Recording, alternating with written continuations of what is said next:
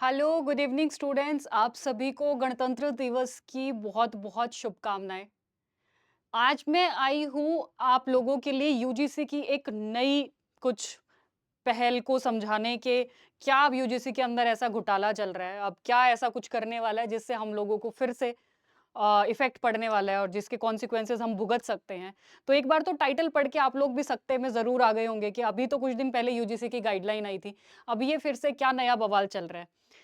क्या जो रिसर्च की क्वालिटी है, स्पेशली जो रिसर्चर हैं, जो पब्लिकेशन कर रहे हैं, पब्लिश करना चाह रहे हैं या अपना पेपर, उनके लिए जान लेना बहुत ज़रूरी है आज की वीडियो। तो जो रिसर्च की क्वालिटी है, क्या यूजीसी उसके साथ छेड़छाड़ कर रहा है? क्या हम फिर से उस चीज़ को फेस कर सकते हैं, भुगत सकते हैं?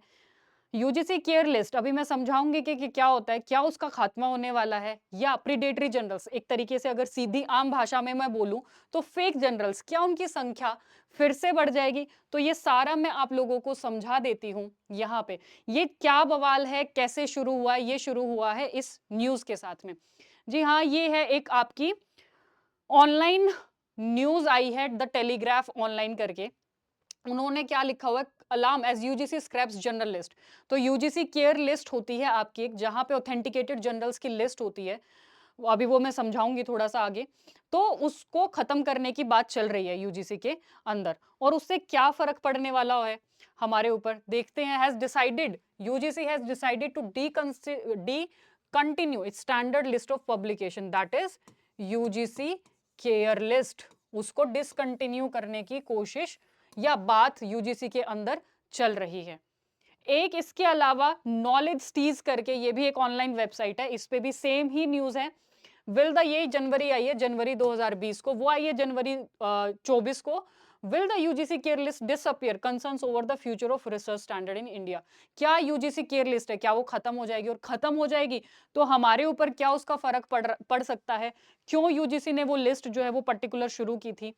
इसके अंदर भी सेम चीज है। Suggest that the UGC may be planning to continue the UGC care list. हालांकि ये ऑफिशियल नहीं है, बट स्टिल कहीं ना कहीं न्यूज वालों को एज यूजुअल, जैसे उनको अपने सूत्रों से पता चलता है, तो ये कहीं ना कहीं से खबर आई है, किसी यूजीसी के ऑफिशियल ने बोला है कि यूजीसी केयर लिस्ट को खत्म किया जा सकता है।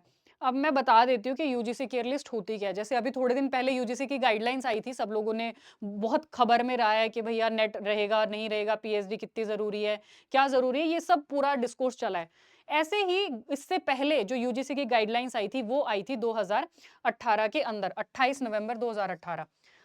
अब होता क्या था इससे पहले, जो ऐसे जनरल, फेक जनरल, यानी कि जो फर्जी हैं, जो स्टूडेंट से पैसे लेके आर्टिकल्स पब्लिश करते हैं, उस तरीके के जर्नल्स की संख्या बहुत ज्यादा थी। इवन हाल ही का अगर मैं आप लोगों को एग्जांपल बताऊं, जो लास्ट ईयर डीयू के अंदर रिक्रूटमेंट्स हुई हैं, एक साल प्रोबेशन पीरियड कंप्लीट होने से पहले तीन चार ऐसे जो उसमें प्रोफेसर थे, असिस्टेंट प्रोफेसर, जिनको निकाल दिया गया क्योंकि जिनके आर्टिकल्स प्रीडेटरी जर्नल्स में पब्लिश थे।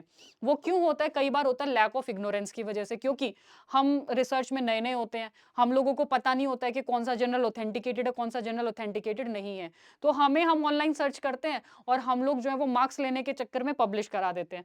तो वो हो रहा था बहुत ज्यादा। तो इसलिए 2018 में यूजीसी ने क्वालिटी मैंडेट, यानी कि उनके कुछ स्टैंडर्ड्स होते हैं, उन स्टैंडर्ड्स के थ्रू कौन कौन सा जर्नल मैच कर रहा है उनको लिस्ट, उनके बेसिस पे उन्होंने लिस्ट बनाई थी, जिसको क्या बोला गया? यूजीसी केयर लिस्ट बोला गया, फॉर ऑल एकेडमिक पर्पस, जिसमें रेफरेंस रहेंगे। यानी कि अब हम क्या कर सकते हैं, यूजीसी के वेबसाइट पे जाओ, लिस्ट है, खोलो, कौन सा जर्नल, चाहे आप किसी भी एकेडमिक फील्ड से हो, आप जाओ, जनरल खोलो, लिस्ट खोलो, आप जनरल का नाम सर्च करो या देखो कि कौन सा आपके टॉपिक के हिसाब से, जो रिसर्च पेपर आप लिख रहे हो उसके हिसाब से कौन सा ऑथेंटिकेटेड जनरल है, और आप इजीली पब्लिश कर सकते हो। तो भैया ये जो खबर चल रही है अब कि यूजीसी केयर लिस्ट को खत्म कर दिया जाएगा, ये या तो जो न्यू कमर्स हैं in the field of research, जो कि पीएचडी करना चाह रहे हैं या जो इसी फील्ड में आगे जाना चाह रहे हैं, उनके लिए एक बहुत बड़ा सेटबैक हो सकता है, बहुत बड़ा नेगेटिव कॉन्सिक्वेंसेस ये लेके आ सकता है। वो जानेंगे हम पहले, उससे पहले मैं आप लोगों को एक तो बता देती हूँ कि यूजीसी की लिस्टें क्या होती हैं। पहली होती है यूजीसी केयर लिस्ट। आपने जर्नल्स के नाम सुने होंगे, अगर जो नहीं जाना चाह रहे हैं या जो हैं उनको तो पता ही होगा। एक होते हैं peer reviewed journal. Peer reviewed journals कौन से होते हैं? जहां पे आप अपना आर्टिकल भेजते हो और वो किसी जो उस फील्ड का एक्सपर्ट होता है उसके पास जाता है वो आर्टिकल, और वहां से उस पर रिव्यू आता है, एंड देन उसके बाद कोई भी अगर रिफॉर्म होता है तो उस रिफॉर्म के बाद में उसको चेंज किया जाता है। फिर आते हैं आपके यूजीसी केयर। यूजीसी केयर के अंदर 2 होते हैं, एक होते हैं नॉर्मल यूजीसी केयर जो कि लिस्ट 1 में होते हैं, जो कि यूजीसी की एक कमेटी होती है, उनके जो भी स्टैंडर्ड्स होते हैं उन स्टैंडर्ड्स के हिसाब से जो उसमें फिट बैठते हैं उनको डिसाइड किया जाता है। तो पहले पीयर रिव्यूड, फिर यूजीसी, और देन आते हैं यूजीसी केयर लिस्टेड 2, जो कि लिस्ट 2 में होते हैं इनके ये वाले जर्नल्स। अब यूजीसी केयर लिस्ट में कौन से होते हैं? ये होते हैं बहुत, जैसे आपने फर्स्ट पेपर में पढ़ा होगा, एच इंडेक्स, आई इंडेक्स। जब आप कोई भी जर्नल पे जाते हो और उसके मैट्रिक्स खोलते हो तो उसके अंदर मेंशन होता है कि ये पीयर रिव्यूड है, यूजीसी केयर है कि स्कोपस है। तो इस तरीके के जर्नल्स होते हैं। अब सेकंड लिस्ट में आते हैं web of science based and Scopus based paper. Scopus and web of science are highly reputed journals होते हैं, तो जिनके अंदर मतलब बहुत रेयर और बहुत अच्छे जो पब्लिकेशंस होते हैं वही उसके अंदर सिलेक्ट होते हैं और वही उसके अंदर पब्लिश होते हैं बेसिकली। इनका क्राइटेरिया अलग अलग होता है, जैसे साइटेशन किसका ज़्यादा है, किसी के अंदर रेफरेंसेज होते हैं। साइटेशन अब क्या होता है कि जिस पेपर को जितना ज़्यादा बच्चे अपने रेफरेंस के लिए अपने पेपर में या काम में साइट करेंगे वो उतना ही ज़्यादा अच्छा जर्नल माना, उतना ही अच्छा रिसर्च पेपर माना जाता है। तो इस तरीके से इनके कुछ कुछ क्राइटेरिया होते हैं वेब ऑफ साइंस स्कोपस के बेस पे, जो कि 2 में आते हैं, जो बहुत रेप्यूटेड होते हैं। देन यूजीसी केयर लिस्ट जो 1 आते हैं, जिसमें यूजीसी की कमेटी डिसाइड करती है। देन आपके आते हैं पीयर रिव्यूड, ठीक है। वो नॉर्मली जर्नल्स, जैसे कुछ यूनिवर्सिटी अपने जर्नल शुरू कर देती है, बट क्योंकि हम नए आते हैं, हमें पता नहीं होता है तो ऑथेंटिकेटेड कौन सा जर्नल है कौन सा नहीं है, हम बस क्या करते हैं यूजीसी की वेबसाइट पे जाते हैं, लिस्ट खोलते हैं और हमें पता चल जाता है कि कौन सा ऑथेंटिकेटेड जर्नल है। और जो प्रीडेटरी जर्नल्स में पब्लिश करने से, जैसे जो मैंने अभी आपको एग्जांपल दिया, वो जो खतरा है कि जहां पे भैया आप मेहनत भी करो और कल को जाके वो आपके करियर के लिए खतरा बन जाए। अब जॉब तो गई, बच्चे को थोड़ी पता था कि वो प्रीडेटरी जर्नल है कि क्या है। उसको लगा कि ठीक है मार्क्स मिलते हैं पब्लिश कराने के, तो मैं जो है वो पब्लिश करा लेता हूं। उसको नहीं पता था कि वो जर्नल का क्या रेपुटेशन है, क्या उसकी मैट्रिक्स है, क्या है।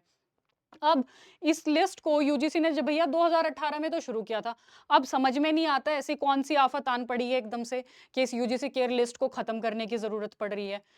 पहले मैं दिखा देती हूँ, ये यूजीसी की वेबसाइट से ही लिया हुआ है कि क्यों ये जर्नल्स को शुरू किया गया, क्या ऑब्जेक्टिव्स दिए थे यूजीसी ने। बोल रहे क्वालिटी रिसर्च, क्योंकि इससे पहले जैसे 2018 से पहले जो ये प्रीडेटरी जर्नल्स थे, पब्लिक डुप्लीकेट, एक तो क्योंकि जैसे आप शॉपिंग वेबसाइट्स पे भी जाते होगे तो डुप्लीकेट वेबसाइट्स बहुत होती हैं, ऐसे ही जनरल की डुप्लीकेट साइट्स बहुत होती थी, हमें पता नहीं चलता था। तो अब आप लिस्ट से क्लिक कर सकते हो, डायरेक्ट वहां पे पहुंच जाओगे। तो इनकी संख्या बहुत ज्यादा थी, जिससे स्टैंडर्ड का पता नहीं चलता था और हम फंस जाते थे। तो एक तो उनको खत्म करने के लिए क्वालिटी रिसर्च और हाई क्वालिटी पब्लिकेशन, जैसे इसको डिवाइड कर दिया ना कि एक स्कोपस में होगा, एक सिंपल यूजीसी, एक पीयर रिव्यूड, तो ऐसे डिवाइड कर दिया। तो हाई क्वालिटी पब्लिकेशन को प्रमोट करने के लिए। दूसरा, हम मेथड अप्रोच के हिसाब से कि कौन सा साइंस बेस्ड है और किस में क्या मेथड है, जैसे जो मैंने वेब ऑफ साइंस और स्कोपस बताया, ये मेथड्स के हिसाब से भी होते हैं ये जर्नल्स, ठीक है। तो वो मेथडोलॉजी और अप्रोच के हिसाब से पेपर का कैटेगराइजेशन हो जाए और जो बच्चे उससे रेफरेंस लेना चाहते हैं उनके लिए उसको ढूंढना बहुत ही ईजी हो जाए, इसलिए ये शुरू किया गया था।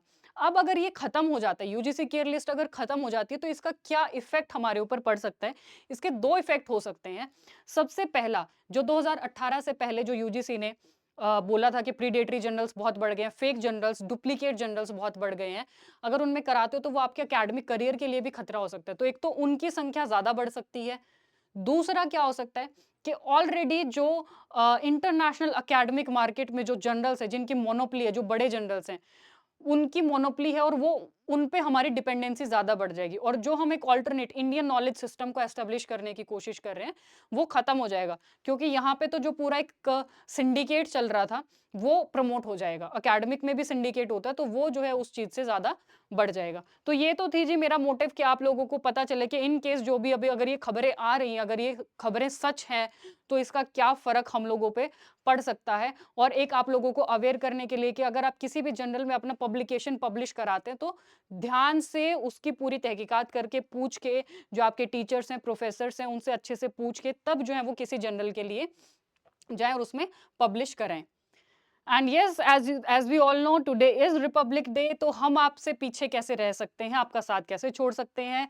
तो text book super coaching app आप लोगों के लिए लेके आया है सेल, जहां पे आपको, अगर आप आज रात 12 बजे तक ये ऑफर लेते हो, नेट या जेआरएफ में एनरोल करते हो और जून 2025 वाला एग्जाम क्वालिफाई कर लेते हो, नेट का एग्जाम, तो आपको 100% ये सारा पैसा वापस मिल जाएगा।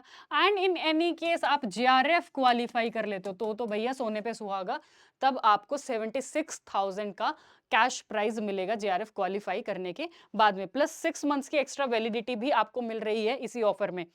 तो जी, ये है, उम्मीद है कि आप इसी के साथ में अपने जेआरएफ की तैयारी को भी और ज़्यादा मजबूत करेंगे और आप लोगों के लिए कहीं न कहीं हेल्प करेगा। इसी के लिए again happy Republic Day to all of you.